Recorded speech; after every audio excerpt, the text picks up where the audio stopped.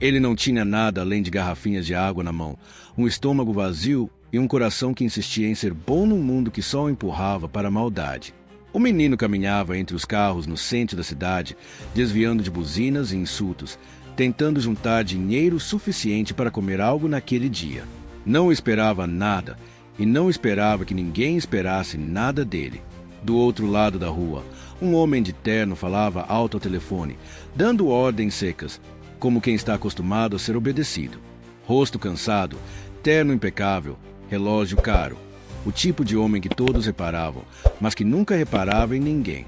Ele entrou no carro apressado, sem notar que sua carteira havia caído no chão. O menino viu, e naquele segundo um filme passou pela sua cabeça e pensou no que o mundo inteiro dizia que ele faria: pegar, gastar, sumir. Mas não. Ele correu atrás do carro, gritou, bateu no vidro. Mas o motorista não parou. Pensou que era um assalto. Na mesma tarde, o menino viu o mesmo milionário descer do carro, de novo apressado e com o celular no ouvido. Ele gritou, mas era invisível para o homem. Enfim, conseguiu devolver a carteira para o motorista, que mais parecia um segurança. Mas em vez de apenas devolver, o menino deixou um bilhete dentro da carteira. E foi isso que mudou tudo. Horas depois, ao encontrar o bilhete e perceber que nada estava faltando, o milionário ficou inquieto. Quem devolveria uma carteira cheia de cartões e dinheiro? Quem teria essa honestidade, tendo tão pouco? A pergunta o perseguiu como um eco. E quando ele finalmente decidiu procurar aquele menino, descobriu que o bilhete era só o começo, que a verdadeira riqueza não estava no bolso dele, e que o menino, pobre, esquecido, invisível, carregava algo que nenhuma fortuna do mundo poderia comprar. Antes de começarmos a história completa, me diga, de qual cidade você está assistindo esse vídeo? É sempre incrível saber até onde nossas histórias chegam. O milionário, sempre desconfiado, contou de novo dinheiro, documentos, cartões, nada faltava. Nada. Aquilo, por si só, já era estranho. Mas ficou ainda mais intrigante ao encontrar um pequeno pedaço de papel dobrado entre as notas. A letra era infantil, apressada. Moço, sua vida tá pesada. Tem coisa errada no seu corpo. Cuida antes que seja tarde. Você tem muito, mas está perdendo o mais importante. O milionário sentiu uma fisgada no estômago. Ninguém sabia do diagnóstico recente, escondido até da própria família. Ele não aceitava que estivesse doente, que o dinheiro não pudesse comprar a cura de forma imediata. Fazia exames, ignorava recomendações, fugia da realidade. Mas como um garoto desconhecido, que o viu por apenas alguns segundos, poderia saber, releu o bilhete várias vezes. Tentou rir, mas a risada não saiu. Tentou ignorar, mas o incômodo crescia dentro dele. Aquilo não era sobre superstição, era sobre verdade. Uma verdade que ele tinha medo de encarar. Passou a mão no rosto, nervoso. E então, algo ainda mais estranho. No verso do papel havia outra frase, como se fosse um recado carinhoso. Nem todo pobre é ladrão. Nem todo rico tá bem. Ele ficou paralisado. Pela primeira vez em muito tempo, sentiu vergonha. Não apenas pela forma como tratou o menino, mas por perceber que um garoto que vivia com tão pouco conseguia enxergar mais do que ele, que tinha tudo. Respirou fundo, pegou as chaves e saiu apressado. Não avisou ninguém. Não explicou nada. Só sabia que precisava encontrar aquele menino. Precisava entender quem ele era. Como sabia? Porque parecia se preocupar com um desconhecido. E quando voltou ao semáforo, não o encontrou. Apenas outros meninos, correndo entre os carros, nenhum com o olhar que ele lembrava. Ele se recusou a acreditar que aquele fosse um encontro único. Se o garoto quis ajudá-lo, ele precisava retribuir. Precisava achá-lo, custasse o que custasse. O homem passou os 2 dias seguintes retornando ao mesmo cruzamento, sempre no mesmo horário, perguntando a quem pudesse dar alguma pista. O menino que devolveu minha carteira. Você conhece? Qual deles, doutor? Aqui tem um monte. A maioria não sabia de quem ele falava. Outros apenas balançavam a cabeça, desconfiados. Alguns até se afastavam, achando que ele queria denunciar alguém. Ele começou a descrever o olhar, porque era isso que o garoto tinha de mais marcante, mas ninguém parecia lembrar.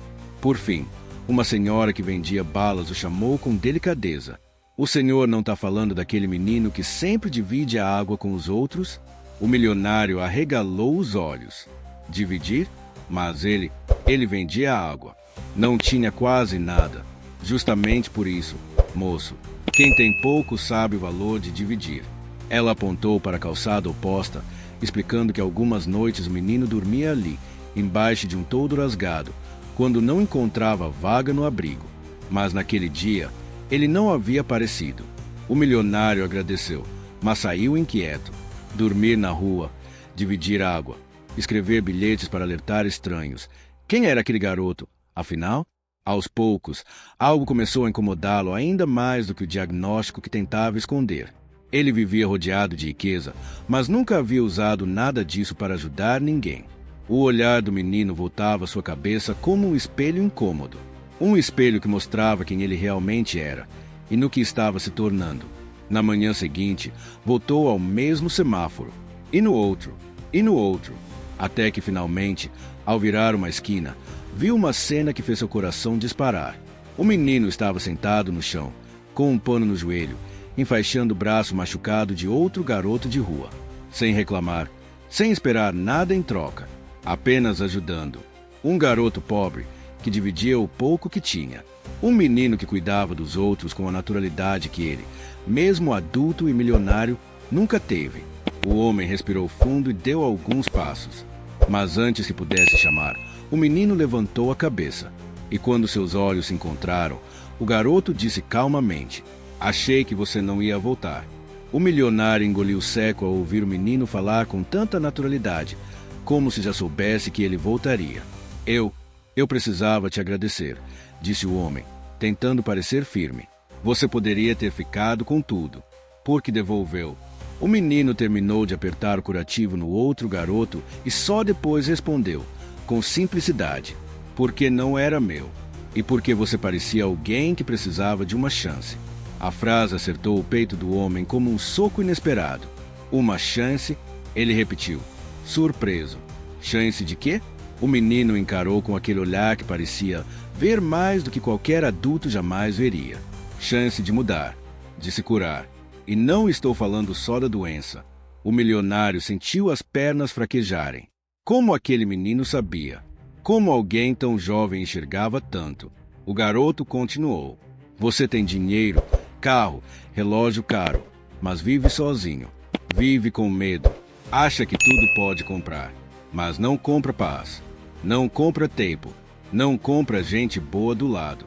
Como você sabe de tudo isso?" Sussurrou o milionário, quase sem voz. "Porque eu vejo", respondeu o menino.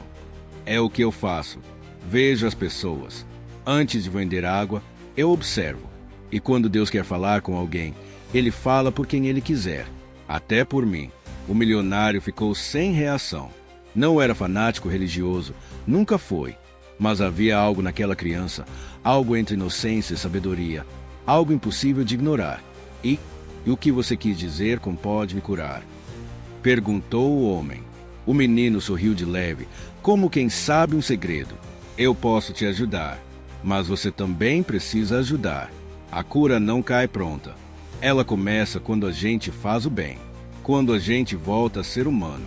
Aquelas palavras mexeram fundo. Ele percebeu que, em todos esses anos, nunca tinha feito nada que não fosse por interesse próprio. Sua vida era construída em muros, contratos e portas trancadas. Nenhuma ponte. "E se eu quiser tentar?" perguntou ele, quase como um pedido de socorro. O menino pegou a garrafa de água, abriu e entregou para ele. "Comece dando o primeiro gole certo. Depois, a vida mostra o resto." O milionário levou a garrafa à boca, mas antes que pudesse beber, ouviu um grito vindo de trás. Um segurança do quarteirão avançava correndo, acusando o menino de roubo. A água escorreu pelos dedos do milionário. O garoto ficou imóvel, e dessa vez, quem não conseguia respirar era o homem. No outro dia, a vida seguiu normalmente para os dois, até que segurança avançou com violência, sem nem perguntar nada.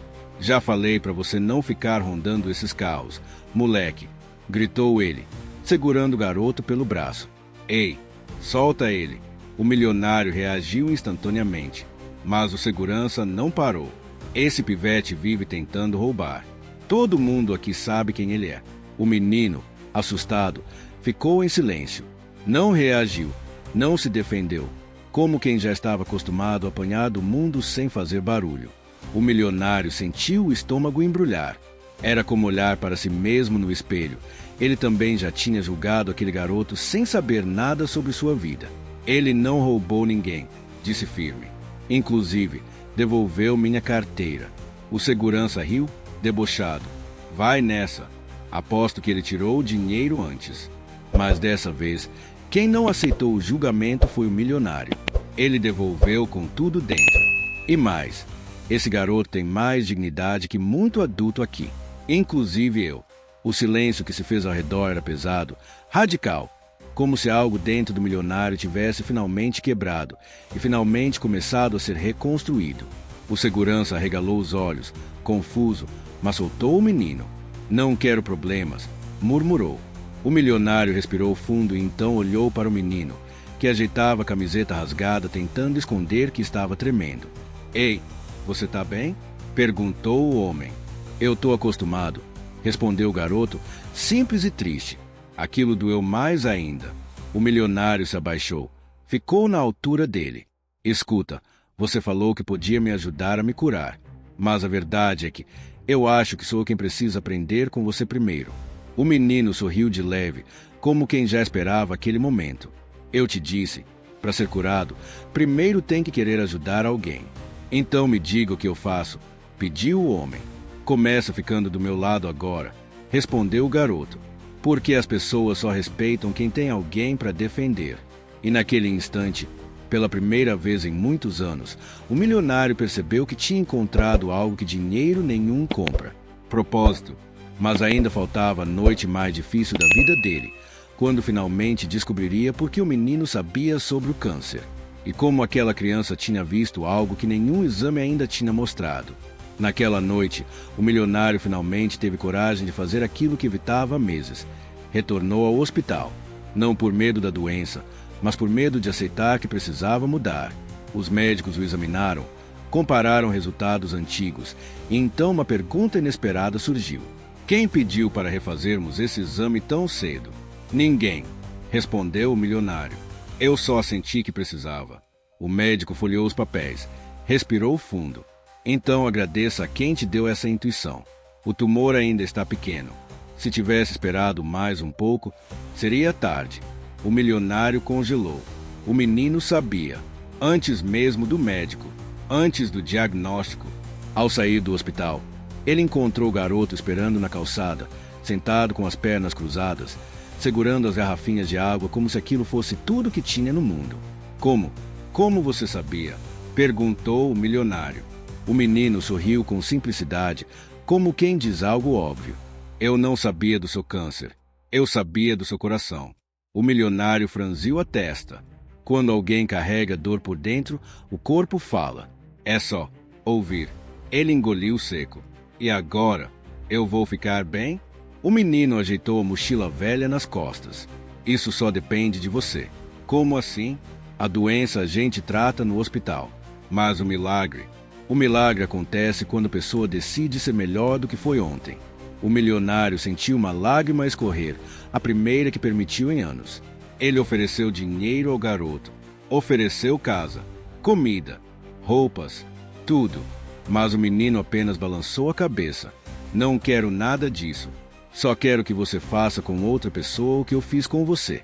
O milionário ficou parado, assistindo o garoto desaparecer rua abaixo, até virar esquina e sumir, como se nunca tivesse existido.